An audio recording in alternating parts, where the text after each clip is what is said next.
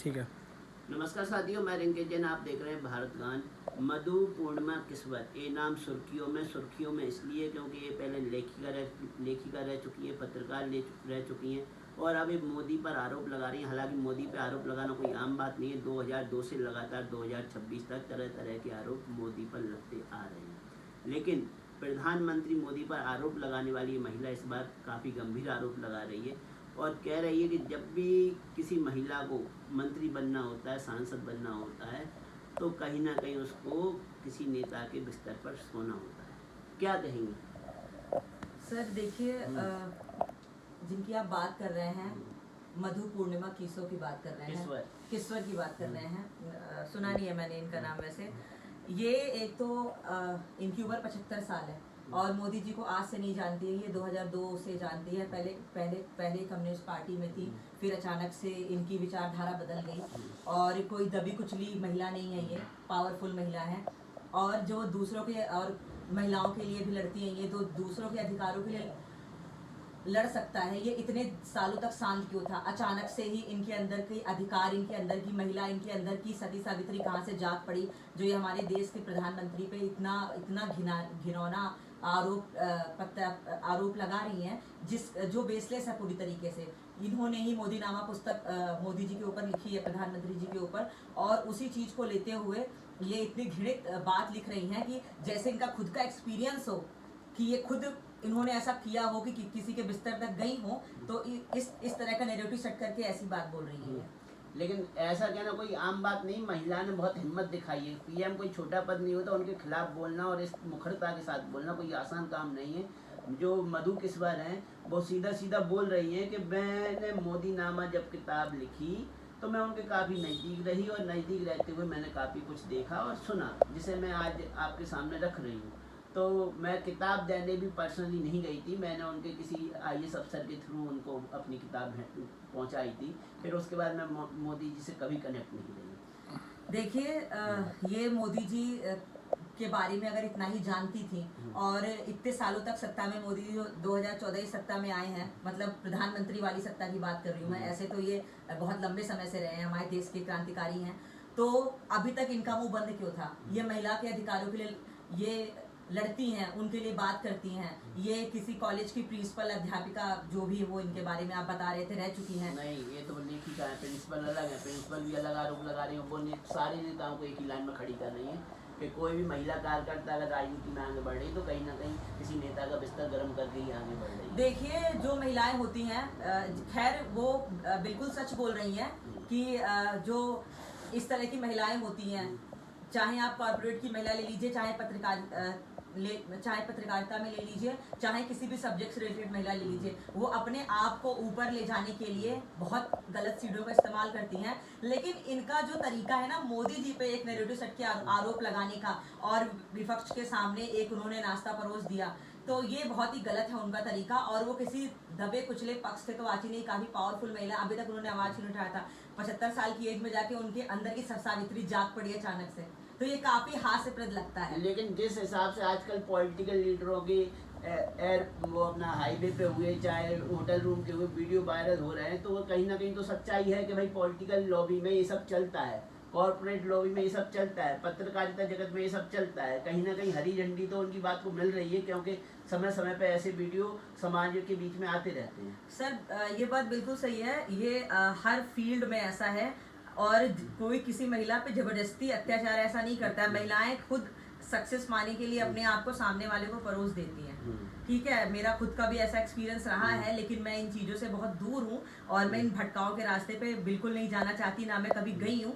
तो आप अपने आप को, या तो आपको क्या बोलते हैं, सपोर्ट हो, आप किसी पॉलिटिकल, आपका जो फैमिली बैकग्राउंड हो बहुत ही बड़ा पॉलिटिकल पार्टी से मिलता जुलता हो, या तो आपके पास जनता का साथ हो, तब तो कोई दिक्कत नहीं होती है। लेकिन अगर देखा जाए ना, तो कारपोरेट हो, चाहे पत्रकारिता हो, चाहे पॉलिटिक्स हो, इसमें इस तरीके का होता है कि महिलाएं खुद अपने आप को समर्पित करती हैं जाकर ऐसे नेताओं के सामने कि आप मुझे आगे बढ़ाइए, शॉर्टकट वाला रास्ता ढूंढते तो हैं। आपका कहना है मधु किस्वर को चांस नहीं मिला, इसलिए मधु किस्वर अब आलोचना कर रही है। हाँ बिल्कुल, उनको चांस नहीं मिला है। तो 75 साल की 64 साल की उम्र में वो मोदी जी से मिली थी, मैंने कुछ पढ़ा उनके बारे में, कुछ आर्टिकल वगैरह आया था, तो वो दूसरी बरखा दत्त बनने की कोशिश कर रही है। मुझे ऐसा लग रहा है कि उन्होंने 75 साल की एज में आकर अचानक से उनकी सावित्री जाग पड़ी है, अचानक से उनकी जो चरित्रवान महिला की प्रस्तुति अचानक से वो पता नहीं कहाँ आ गई। ठीक है, आपको आर्टिकल 19(1)(a) के तहत अभिव्यक्ति की आज़ादी है, लेकिन इतनी ज़्यादा आज़ादी नहीं कि आप संवैधानिक पद पे बैठे हुए किसी भी बड़े नेता को आप इस तरीके से रोड पे लाके उसको बदनाम करने की कोशिश करें। ये बहुत ही घृणित उन्होंने ये किया है, और मैं चाहती हूँ कि न्यायालय इस पे पुष्टि करे और इस पे जांच करवाई कि इनकी बातों में कितनी सच्चाई है, क्योंकि ये बात बिल्कुल ही गलत है। मैं इसका पूरी तरीके से काट करती हूँ। और शंकराचार्य जी की शिष्या है ये, और अभी शंकराचार्य जी कितने विवादों में रहे हैं, कितने सरकार का कितना विरोध किया है, तो इसमें 110% मिली भगत है, खिचड़ी पकाई गई है बैठ के, और ये सारी चीजें इन्हीं के कारण से हो रही हैं। तो आपको लग रहा है मोदी जी की नैतिकता के ऊपर काले पोतने का कार्य ये सब कर रहे हैं? हाँ मतलब बिल्कुल, षड्यंत्र कर रहे हैं। बिल्कुल ये षड्यंत्र है, एक तरीके का भयानक अपराध है, एक तरीके का षड्यंत्र है। आप उस व्यक्ति को इस कैटेगरी में लाकर खड़ा कर रहे हैं जिस व्यक्ति के चरित्र के ऊपर कोई कालिख नहीं लगी। अभी योगी जी के बारे में भी लोग गंदी गंदी बातें बोलते हैं। आप मेरा इंटरव्यू लेने आते, मुझे तो कोई जानता भी नहीं है, मुझे लगता है लोग मुझे कितनी भद्दी गंदी गंदी गालियां देते हैं, तो इसका मतलब ये थोड़ी ना है कि मैं वैसी हो गई हूँ। तो लोगों का काम है कहना, और जो अच्छे लोग होते हैं वो अपने कार्य पथ पे डटे रहते हैं। ऐसे तुच्छ लोगों की वजह से वो कभी भटकते नहीं है। और रही इनकी जो ये इथोपिया वाली बातें, इथोपिया एक्चुअली होता है कल्पना में जीना। ये एक इथोपिया में जी रही हैं, एक ऐसी दुनिया में जी रही हैं। मुझे नहीं लगता कि ये 75 साल की उम्र में आने के बाद इनको लगा कि मोदी जी को क्यों ना 10 सालों में इन्हें कोई पद नहीं मिला, इनको राज्यपाल की कुर्सी नहीं मिली,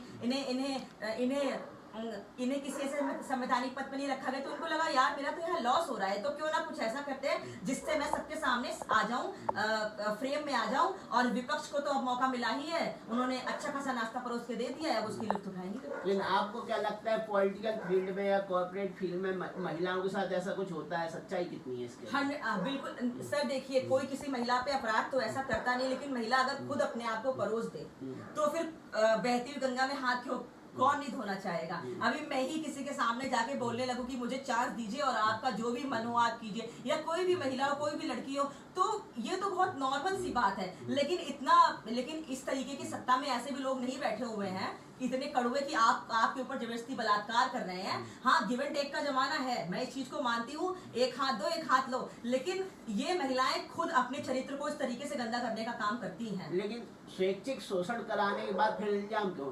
अगर आप कॉर्पोरेट फील्ड में आगे बढ़ने के लिए, पत्रकारिता की फील्ड में आगे बढ़ने के लिए, या फिर राजनीति में आगे बढ़ने के लिए आप अपने आप को परोस रही हैं, आप अपनी इच्छा से परोस रही है, तो फिर पद का लाभ उठाने के बाद जब आपकी पहचान धूमिल होने लगती है, तो आप फिर उस हाईलाइट होने के लिए फिर ऐसे आरोप क्यों लगाते हैं? सर, उन्होंने अपना उपयोग कराया। इस प्रकार की जो महिला होती है, जो सत्ता की लालच में, जो ऊपर चढ़ने की लालच में आके किसी भी गंदगी में गिरने को तैयार हो जाती है, कुछ भी अपने चरित्र को वो सैक्रिफाइस कर देती हैं। तो जब उनको उनके मन के मुताबिक पद प्राप्त नहीं होता है, डेजिग्नेशन नहीं मिलती है, तो वो इस तरीके का कृत्य करती है, सामने वाले को बदनाम करती है, वैसा नैरेटिव सेट करती है, विपक्ष से मिल जाती है और अपने आप को फ्रेम में सेट करती है। आपका कैसा एक्सपीरियंस रहा है? मेरा एक्सपीरियंस रहा है काफ़ी बैड। मुझे भी 2-3 पार्टियों से बोला गया आने के लिए, और मैं जब वहाँ 1-2 बार गई तो वहाँ लोगों की ऐसी विचारधारा थी, उनकी नज़रें थी ऐसी। लेकिन जब मैंने अपने आप को सुरक्षित रखा और फिर मैंने वहाँ से कट लिया, मुझे पता है कि गंदगी मुझे नहीं खानी है, तो मैं सुरक्षित हूँ। क्योंकि मैं सत्ता में जाने के लिए, किसी भी ऊंचाई को प्राप्त करने के लिए गंदगी नहीं खा सकती हूँ। मेरे अपने कुछ वसूले मेरा हो सकता है मधु केशवर ने भी उस समय गंदगी खाने से मना कर दिया, वो आज उनका मुंह खुल रहा है 10 साल बाद, और 10 साल बाद उन्हें समझ में आया हो कि हाँ मेरे आगे भी गंदगी परोसी जा रही है और मैंने नेग्लेक्ट कर दिया, इसलिए आज मैं आगे नहीं बढ़ पाई। सर, सीधी सी बात है, उनको उनके मन का मुताबिक पद नहीं मिला, सक्सेस नहीं मिली, तो वो इस तरीके का ये प्रोपेगेंडा बचा रही हैं, और इसमें कोई सच्चाई नहीं है।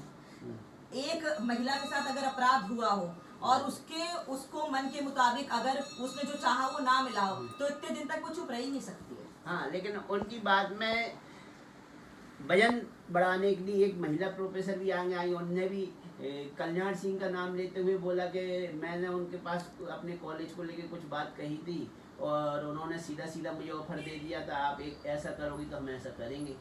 तो उसके बाद मेरा कॉलेज बंद कर दिया गया। अगर उन्होंने उस वक्त जिनका नाम ले रही हैं आप, जो काफी विख्यात हैं, तो उस वक्त आपने क्यों नहीं ये शोर मचाया था? अचानक से सारे सबके अंदर, सबकी जितनी भी महिलाएं, इनकी सती सावित्री अभी क्यों जन्म ले रही है अचानक से?